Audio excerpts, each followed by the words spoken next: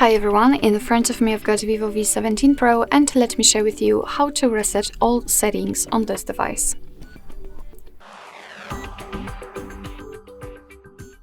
So first of all we have to enter the settings and then let's scroll in order to find system management. Then let's tap on backup and reset option, and as you can see on the second position we've got the reset all settings option, so simply tap on it. If you've got any kind of screen lock, you will have to enter it to confirm.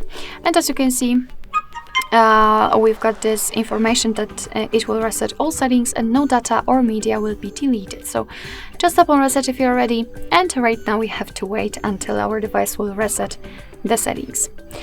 Alright, so that will be all. Thank you so much for watching. I hope that this video was helpful, and if it was, please hit the subscribe button and leave the thumbs up.